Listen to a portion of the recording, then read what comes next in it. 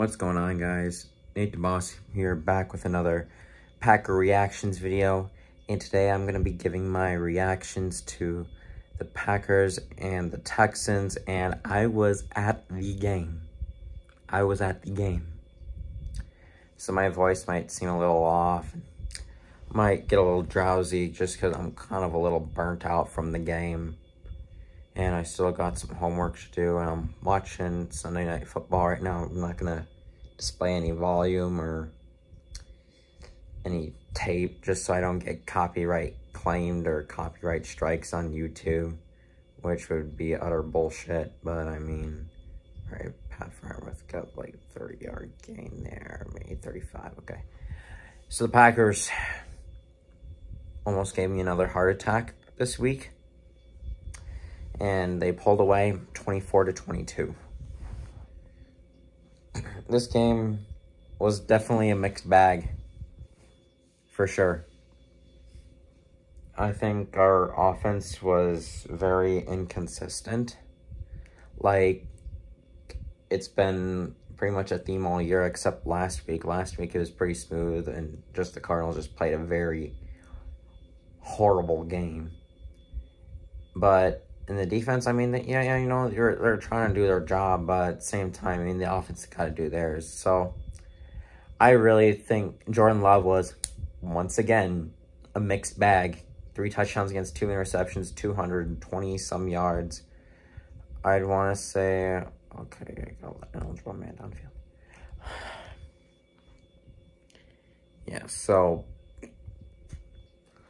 I'm like, God, I just hope Jordan Love doesn't throw an interception this game. But, I mean, the Texans have been a phenomenal defense this year. I mean, they were 5-1 coming into the game, and they give up the 5th least amount of total yards of offense in the game. So, and they definitely have some talent on their defense as well. Like, you know, Derek Stingley and Will Anderson. I mean, Jordan Love got sacked 3 times.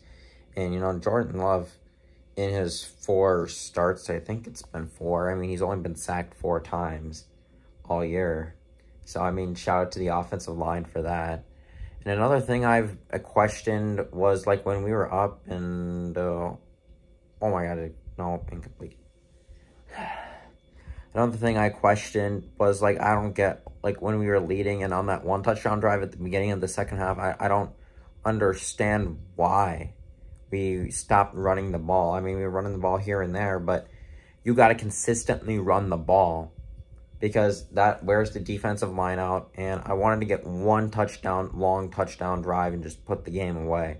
Because, I mean, I don't want to put the ball back in the hands of C.J. Stroud. I mean, our defense had been doing their job, but it's like, you know, they're getting a little tired. And then, lo and behold, we give the Stroud the ball back, and he drives the Texans down. And thank God on that, I don't know what it was, but it was like 3rd and 15. We didn't give up the first down, because if they got the first down, the game would have been, in essence, over. Because the Packers would have, well, hadn't they gotten out of bounds. I mean, if they were out of bounds and got the first down, it wouldn't have technically been over. We probably would have gotten the ball back with, I don't know, maybe like 20-some seconds left. I mean, it happened in the Brazil game as well. Quick throw out to Pickens. See what they're probably going to put.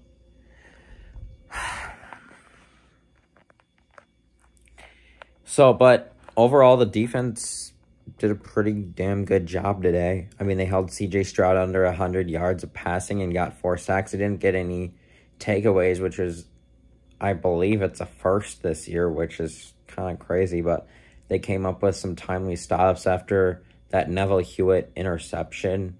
I mean, that was a big stop early in the game that could have given the Texans a jolt of confidence. And it's just like the untimely errors, like the special teams mishap with Corey Ballantyne. And it's been an ongoing issue, like, with special teams, you know, like last week, the fumble on the punt return. I mean, it got nullified because of offsetting, the turnover got nullified because of offsetting penalties, which was a huge break for us at the time. But this one costed us 7 points, and we were up 3-7. We just got a touchdown drive to Tucker Kraft. But then, you know, we answer right back, and Texans kind of make it a little interesting and blah, blah, blah, yak, yak, yak. But, the run defense got absolutely gashed, and that's pretty much the way the Texans moved the ball, other than getting, well, that's kind of how the Texans mainly got their points, was because of our self-inflicted wounds, which needs to stop. And I don't know how we won this game with the turnover differential being -3, which I think if we'd lost this game, it would have felt so ironic that we only surrendered 100 passing yards, less than 100 passing yards, and we still lost the game. I mean, it was mainly because they ran the ball, and it just looked like C.J. Stroud just really wasn't on his game today, and we just couldn't take, well, we got a few stops when we needed to, especially on that 3rd and 17, and thank God a bullshit penalty wasn't called. Thank God. And then Jordan Love commits some of his heroics and leads us to a field goal drive. And, oh my God, I was holding my breath. I thought that was going to go left. I'm like, are you fucking kidding me? And then it hooks back to the right a little bit. And I'm like, yes, yes, yes, yes, yes. That's how I lost my voice, because we just won the game on a walk-off field goal. Because I just thought we were going to lose this game. And, you know, like, I just complain about the NFL so much just because it's a 17-game schedule. Like, in the NBA and MLB, it's like, whatever. I mean, it's just one game. I'll just move on from it. But in the NFL, I mean, every loss and every game is crucial because, you know, there's 17 games. And that means there's only 17 opportunities to improve. And no, not 17 opportunities to improve, but to get in the best position for the playoffs, because there's only 7 teams that make it. And with how competitive the NFC is right now, you know, with the Vikings and the Lions, that I missed out on a huge thriller today.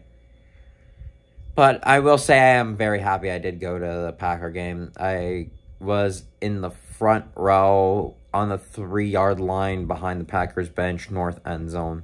You guys probably saw me on TV maybe like 2 or 3 times, which, I mean, I'll have to rewatch the game and see if I was on TV or not, and kind of save those to my photo collection of me being on TV. And then, you know, the Commanders, I mean, they're Bears. It's like the NFC North is just kind of a gauntlet right now, you know. But overall, I'm just very happy that, you know, we just did enough to get the win. And, you know, the Texans are just a tough nut to crack. I mean, the Vikings absolutely... I forget that the Vikings were actually their only loss of the season. They got completely overwhelmed, and C.J. Stroud didn't play his best that game either. I mean, they lost 34-7 against the Vikings. So let's just say C.J. Stroud doesn't do too well against the NFC North. So maybe the NFC North is actually the toughest division after all. Looks like Lazard got the feet down. Yeah, and I mean, the defense did their job for the most part, except their run defense getting absolutely gashed. Kind of worried about Quay Walker a little bit, but Eric Wilson kind of did a good job being the next man up today with Quay Walker going down. Offensive line did a good job in the run game, which I completely disagree with, abandoning the run game, especially when you're ahead and want to keep the ball out of C.J. Stroud's hands as best as you can.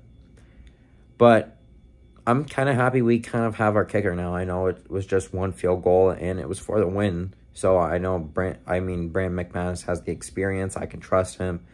So they listened to me, and they cut Narveson. When I say they, I mean Brian Gutekunst, because I just think cutting Braden Narveson was definitely the right thing to do, and bringing in a vet. I mean, you know, Brandon McManus just got off of his suspension due to some off-the-field issues. I can trust him now. And if he needs to make a big kick down the stretch, I trust him. Like, he's the first kicker I've trusted, other than Mason Crosby, to make a field goal when the game is on the line. And then Jordan Love, I mean, he just orchestrates a great drive at the end. So, I mean, there's a lot more I could say about the game, but, I mean, I don't want to keep this video short.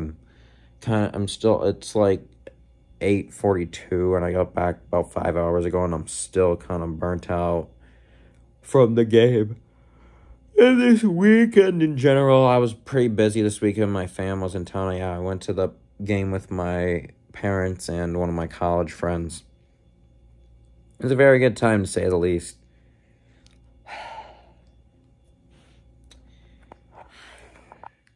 So, we got the Jaguars in Jacksonville next week. I mean, that knock on wood, should be a winnable game. And I mean, if we lose to the Jaguars, I'm like, because we need to keep pace with the Lions and the Vikings. Because if we can't keep pace with them, I feel like we're fucked. Because, you know, the Bears are going to be behind us. And, you know, I mean, the NFC just has a lot of talent and competitive nature to it right now. So we have to prove that we're the best and at least get in the playoffs. I mean, winning the division would be great, but I mean, making the playoffs would be great, but winning the division would be even better, especially with the Vikings losing. So now I can say they're a beatable team. So that's all I got in this video, guys. Hope you guys enjoyed. Thank you guys for watching. Hope you guys enjoyed. Like and subscribe. Go Pack, go.